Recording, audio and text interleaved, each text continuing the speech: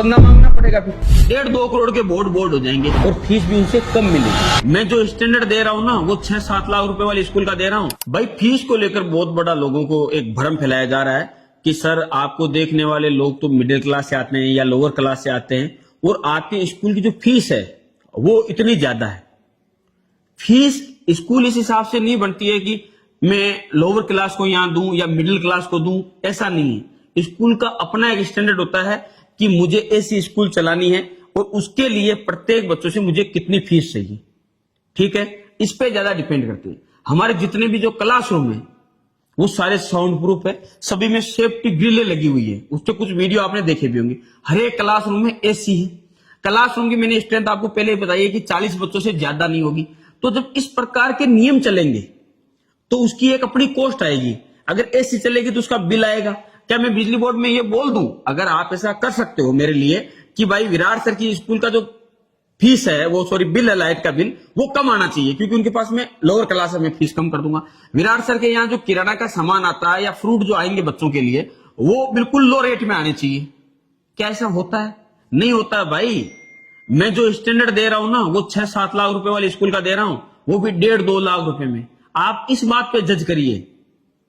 हमारी स्कूल आपने देखी है, किस लेवल पर हमने स्कूल खड़ी की है, ठीक है। तो उस स्कूल में मुझे कैसी एजुकेशन देनी है उसके लिए मैंने ये बोला है कि मिनिमम जो मुझे कम से कम कॉस्ट चाहिए उसके आधार पर मैं बहुत अच्छी, जैसे डिजिटल बोर्ड है, एक बोर्ड 3 लाख रुपए के आसपास का है, तो यहां मैंने 2 बोर्ड नहीं लगाए हैं, कम से कम 40 रूमों में बोर्ड लगेंगे तो 1.5-2 करोड़ के बोर्ड हो जाएंगे। फिर उनका लाइट बिल, उनका खर्चा, उतना ही स्टाफ चाहिए। मैंने बोला जैसे कि हमारी हर एक क्लास में 2-2 टीचर रहेंगे तो उनकी कितनी कॉस्ट है। तो या तो मैं एजुकेशन बेटर कर सकता हूं या फीस बिल्कुल लो कर सकता हूं। अगर मैं बहुत कम फीस कर दूंगा ना तो कल को आप लोग ही मुझे ट्रोल करोगे, अरे इनके तो व्हाइट बोर्ड है, इनके बच्चे तो नीचे बैठे हैं, इनका फर्नीचर तो बिल्कुल सेकंड हैंड है, इनका तो कलर भी नहीं हो रखा है, ये कौन सी स्कूल है, इनके बच्चों को तो बिल्कुल खाना ही कुछ नहीं मिल रहा, ये तो हाइजीन भी मेंटेन नहीं कर पा रहे, इनके यहां तो बहुत गर्मी होती है, इनके तो पंखे ही नहीं लगे हुए। यही आप लोग कमियां ढूंढोगे भाई। तो मुझे उन सब कमियों से बचना है कि कल को मुझे ट्रोल हो।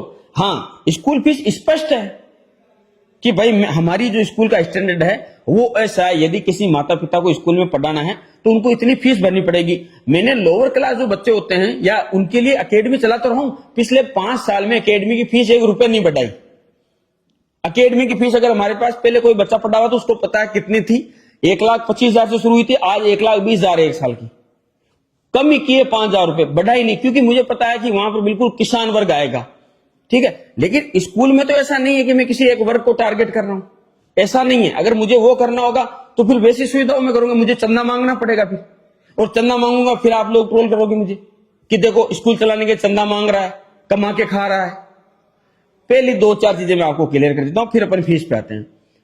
इसमें कोई शक नहीं है कि ये व्यवसाय है, मैं आपको बोलता हूं, कोई बोले ना बोले, लेकिन बहुत अच्छा व्यवसाय है। मुझे सिर्फ व्यवसाय नहीं करना, मैंने बोला सिर्फ बिजनेस नहीं करना, मुझे कुछ करना है बच्चों के लिए, तब मैंने ये व्यवसाय चुना, ठीक है। मैं ऐसा नहीं बोल रहा हूं कि मैं अपनी जमीन जायदाद बेच दूंगा, मेरे पास तो है ही नहीं, मैं क्या बेच दूंगा भाई, है। मेरे फादर एक्सपायर हो गए थे 2003 में, तो उसके बाद हमने तो गरीबी में दिन तोड़े, तो मेरे तो बाप दादों का कुछ भी नहीं है, तो मैं क्या बेच के चलाऊंगा। ऑब्वियसली बात है, फीस से ही चलाऊंगा। लेकिन मेरा एक विजन है कि मुझे कई बच्चों का जीवन सुधारना है। मेरे पास आने वाला हर एक माता पिता उनके बच्चों की जो उम्मीद लेके आता है उस टाइप की स्कूल मैं उनको दे सकूं, उसके बाद में उनको कंप्लेन नहीं रहे, उनके बच्चों को अच्छा खाना दे सकूं। जब आप मेरी जगह बैठोगे, मेरे पास जब टेबल पे आते हैं पेरेंट्स तो बोलते हैं फ्रूट मिलेगा ना सर डेली बच्चों को, दूध मिलेगा ना सर डेली बच्चों को, छाछ मिलेगी ना सर डेली बच्चों को, खाना मिलेगा ना सर अच्छा डेली बच्चों को। तो इनकी कॉस्ट होगी भाई, दूध कौन फ्री में दे देगा? क्या मुझे मेरे स्कूल में आने वाला हर एक सामान इस बेस पे मिलता है कि ये तो लोअर क्लास के बच्चों को पढ़ा रहा है?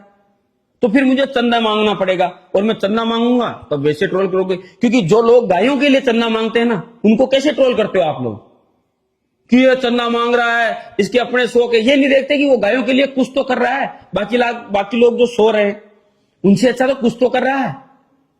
तो वैसे ही फिर मुझे करोगे कि ये तो चंदा मांग रहा है, स्कूल क्या चला रहा है, इसकी खुद की गाड़ी देखो तो फॉर्च्यूनर में घूम रहा है। तो यहां ये बात आ जाएगी। तो मेरा कहने का मतलब यह है सीधा साधा, फीस ज्यादा नहीं है, शब्दों में आपको हो सकता है ज्यादा लगे, लेकिन सुविधाओं के हिसाब से फीस बहुत कम रखी है हमने। 50% फीस है जिस लेवल की हमारे पास में सुविधा है। आप किसी भी ऐसी स्कूल से हमारा कंपैरिजन करिए जिसके क्लासरूम में एसी लगे हो, जिसके क्लासरूम साउंड प्रूफ हो, हर एक क्लासरूम डिजिटल हो, उसके क्लासरूम की स्ट्रेंथ 25 से लेकर 40 के बीच हो, सभी क्लासरूमों में सेफ्टी ग्रिल लगी हो, सभी जगह 2-2 टीचर हो। इनसे कंपैरिजन करिए हमारा, और पूरा का पूरा स्टाफ बाहर से, हमने जैसे बोला कि नर्सरी से लेकर 8 तक का हमारा स्टाफ पूरा साउथ का है, तो उनकी अकोमोडेशन में यहाँ का स्टाफ हायर होता है। एक एक जो टीचर है उनको कितना खर्चा लगता है उनको अकोमोडेशन देने में, तो आप उस स्कूल से हमारा कंपैरिजन करिए, फिर आपको हमारी फीस 50% लगेगी।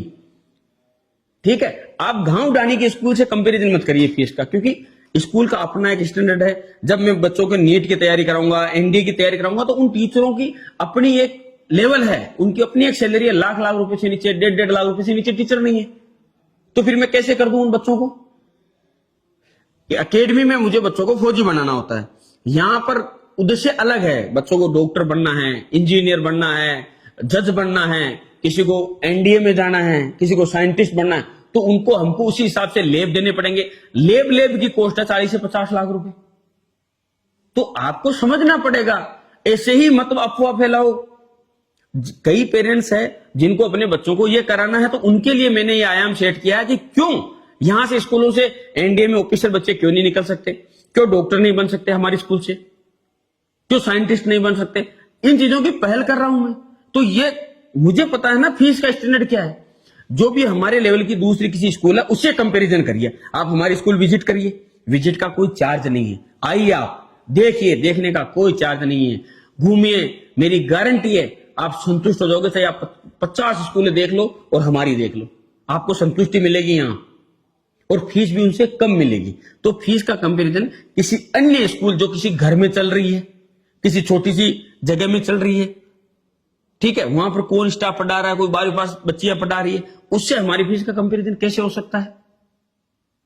क्योंकि अगर मैं ऐसा कुछ करता तो कल को लोग मुझे बोलते, अरे इनकी स्कूलों में कुछ नहीं, यहीं की लड़कियां जाती है, पढ़ाती है, टाइम पास करता है, ये करता है, वो करता है, ये शुरू हो जाते भाई। तो मुझे ये सब नहीं करना। मेरे को बहुत अच्छी एजुकेशन देनी है, और बहुत अच्छी एजुकेशन जिन माता पिता को अपने बच्चों के लिए चाहिए, उनको फीस तो एफर्ट करनी पड़ेगी। ये फीस बहुत कम है, आप आने वाले समय में देखोगे, मैं बोल रहा हूं और भी इससे फीस बढ़ेगी। अभी जो पहले साल हमारे पास में पेरेंट्स आ रहे हैं, उनको हमने फीस में ऑफर देके ये फीस है, मैं ये बोल रहा हूं आपको, यकीन मानिए। अगले साल से जो पेरेंट्स हमारे साथ जुड़ेंगे, उनको इसे कम से कम 15-15, 20-20 हजार रुपए फीस ज्यादा देनी पड़ेगी, इसमें कोई संदेह नहीं है। क्यों?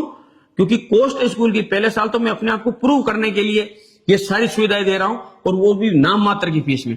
अब आप बोल रहे हो, जैसे हमारा बोला सर आपकी फर्स्ट क्लास की जो फीस है वो 35 हजार रुपए, तो ज्यादा नहीं है भाई, समझो बात को। फर्स्ट क्लास में टीचर 8 हजार में भी लगता है, 5 हजार में भी लगता है, और 25 हजार में भी लगता है। तो हमारे यहाँ जो टीचर है ना, वो देख लेना आप, वो एक स्टेट छोड़ के, आप छोटी सी बात ये समझिए कि किसी केरला स्टेट का टीचर अगर राजस्थान में आएगा तो कम से कम 30-40 हजार रुपए तो लेगा ही लेगा ना, समझो बात को। एक स्टेट छोड़ के, क्योंकि यहां जो टीचर पढ़ा रहे वो 10 हजार में पढ़ा रहे, तो उस यहाँ का कोई टीचर अगर केरला जाए तो ऐसे तो कोई जाएगा नहीं। तो हम उनको, और वो भी गर्ल्स स्पेशली, तो उनको हमको कितनी बड़ी पेमेंट देके ये कन्विंस करना पड़ रहा है कि आप हमारे यहाँ पढ़ाइए। आपको भी पता है केरला का एजुकेशन का स्टैंडर्ड क्या है। तो अगर हम उनको यहां ला रहे हैं तो उसकी कितनी बड़ी कॉस्ट है। हमारी मदर टीचर तक केरला से है, ठीक है, कि जो मदर टीचर है नर्सरी क्लास में जो पढ़ाएगी, उनकी तक पेमेंट इतनी बड़ी होगी, प्लस उनको अकोमोडेशन यानी रहने की उनकी अपनी कंडीशन है। जिस एजेंसी के द्वारा हम उनको बुला रहे हैं उस एजेंसी का खर्चा, उनकी अपनी कंडीशन है। तो भाई जब आप बहुत अच्छी एजुकेशन में पहल करोगे ना, आपको समझ में आएगा कितना खर्चा होता है। वो खर्चा कहां से आएगा? फीस से। तो अभी तो नाम मात्र की फीस है ये। अगले साल जब रिजल्ट हमारे प्रूव होंगे, बिल्कुल इसमें अच्छी फीस जाएगी, मैं खुद बोल रहा हूं। और आप ये बोल रहे हो ना कि धीरे धीरे फीस कम नहीं होगी, बढ़ेगी, क्योंकि मुझे अपना एजुकेशन का स्तर है वो बहुत ऊपर लेके जाना है, ताकि समाज में एक अच्छी पहल हो सके, एजुकेशन अच्छी रूप से बढ़ सके। लेकिन हाँ, मैं हमेशा एक बात बोलता हूं कि जब दूसरे स्कूल ओनर 20 बीघा जमीन खरीदेंगे तो मैं बीघा 2 बीघा खरीदूंगा, क्योंकि अगर मैं खरीदूंगा नहीं तो मैं यहीं रुक जाऊंगा, मेरी तरक्की रुक जाएगी, मेरे विजन रुक जाएंगे। क्योंकि आज मैंने ये जमीन खरीदी इसमें स्कूल बनाई तो आज मैं यहाँ पहुंचा। अगर मैं खरीदता ही नहीं तो फिर ये कभी स्कूल बनती नहीं। तो मेरे खुद के अपने सपने हैं, ठीक है। मैं रात दिन मेहनत करता हूं इसलिए कि मैं कुछ कर सकूं बड़ा, ठीक है, ज्यादा से ज्यादा बच्चों को सक्सेस कर सकूं।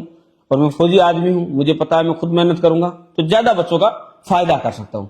पैसे तो एक कॉस्ट है, वो तो लगेगी, उसके बिना समाज में कुछ भी नहीं आता, सामान भी नहीं आता। मेरे यहाँ गाड़ियां चलेगी, उनमें डीजल कोई सस्ता नहीं भर देगा।